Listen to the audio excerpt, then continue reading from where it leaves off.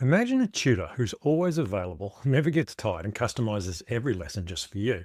What if I told you that in this video, I'm going to show you how to step by step build exactly that? In fact, you don't even need to do any building. An AI tutor for online training that could revolutionize how you learn or help others learn. So let's have a look at the new feature of ChatGPT. One of the great things about ChatGPT is it's changing all the time. One of the great things we have available to us now is the ability to choose different learning models and also different setups that ChatGPT has already built. If we go down to the More section, down the bottom here of the search bar, you'll find Study and Learn. Now, this is a really powerful tool, and yet it's so simple to use. And in fact, I was quite shocked at how simple it was. I recently sat down, I was running into problems using algebra because I never really learned it at high school, and I decided to learn it. And by asking this, it was able to take me step by step through the process of using algebra. For example, I don't understand. Let's please teach me the basics. So I can ask it to teach me the basics, and it will come back and it'll probably ask me some questions about that. So let's see what it asks me. Okay, before we start, can I ask what's your current grade level? I'm going to tell it the truth. The fact that it doesn't matter from about year 8, I sucked at maths. So I'm going to say year 8. So that should set it back to pretty well the start of algebra. So to give you an idea of how bad I am at algebra, considering how well I use computers, as soon as they put an X in front of me, I'm lost. So here we go. Here's a simple one. X plus 4 equals 10. That means some number plus 4 equals 10. In algebra, the goal is usually to find what the number of the variable represents. So you undo what has been done to it. So x plus 4 equals 10. To undo the plus 4, you subtract 4 from both sides. That gives you x equals 6.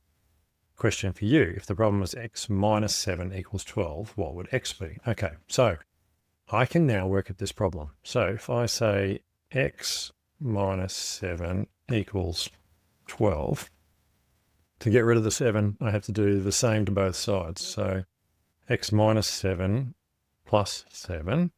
Now, don't forget, it has taught me this before. Plus 7. And if I put that in, what happens? Am I on the right track? Yes, okay, I've got the right idea. I've added 7 to both sides. And now, okay, so great. So x equals 19. Good work. Okay, so here's another one.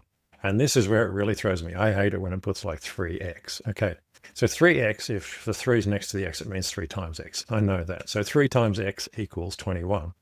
So 3x divided by 3 equals 21 divided by 3. Exactly. So the answer is 7. And I do know my times tables. That I did learn very well. So you can see I'm getting the hang of it. Okay, so they're going to stretch it now. And you see how it's breaking their teaching down in small steps. It's taken something basic, and the fact that I understood it meant that it was able to take me to the next step. 2x plus 5 equals 11. Okay, so 2x plus 5. Normally, I'd look at this and go, I've got to do the times first, but that's not going to work, is it? So 2x plus 5 minus 5 equals 11 plus 5, which is what I've got to do. But I haven't done the whole sum. So let's see what it says. Okay, it's close. So 2x plus, goal to get x by itself. First, we're going to do the 5. So I didn't do the 2 steps. So what I really needed to do there was actually to type in the 2 steps. Let's try this one.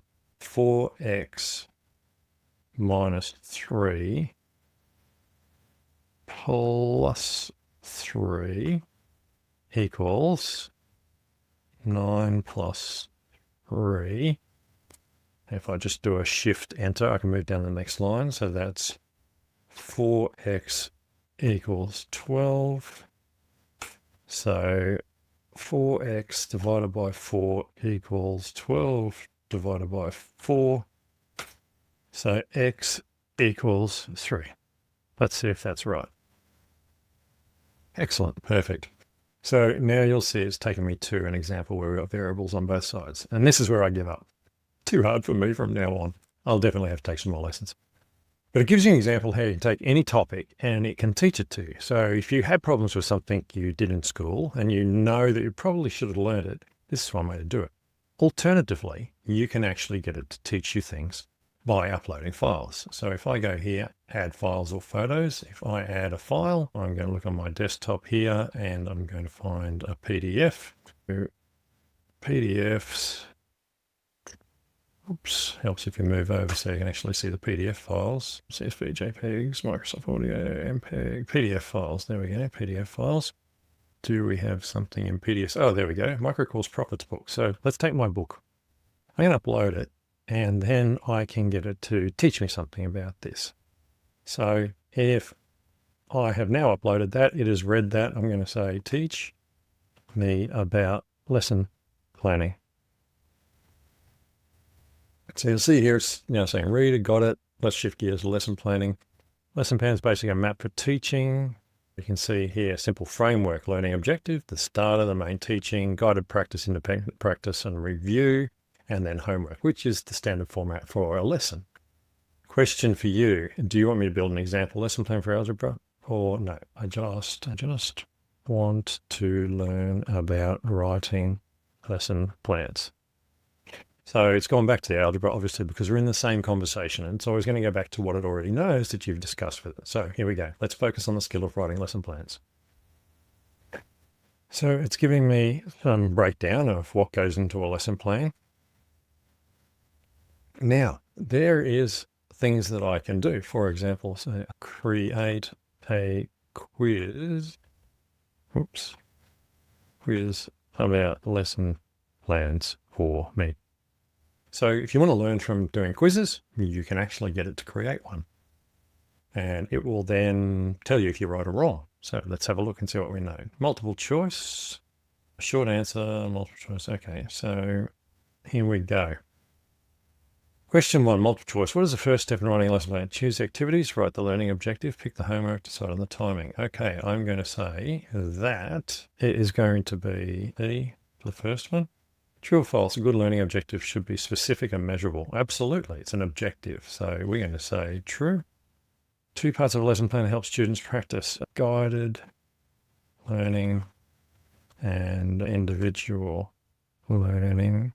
Multiple choice, which order best describes a typical lesson flow? Independent practice first, then closure, then instruction? No. Hook, instruction, guided practice. Okay, so we're going to go with B. And lastly, short answer, when planning a lesson, why should you think about challenges students might face? To cover any questions during the learning. Okay, let's see if it marked those for me. Nice work. Okay, correct. And partly right. Deeper reason to prepare supports simpler examples. So 4 solidly correct. So you can see the power here. You can give it something or you can tell it something. Now, what you can do is you can actually give it a web page of a topic that you're learning, and it can quiz you on that topic. It can give you a summary. It can do all sorts of things. But the great powerful thing about this is it enables you to learn a new topic easily. And when you learn a new topic, you can then go and teach it to others, which is one of the great things about learning new things. So I hope you've enjoyed this video. Please subscribe and share. It's only a short one, but I'll see you in the next video.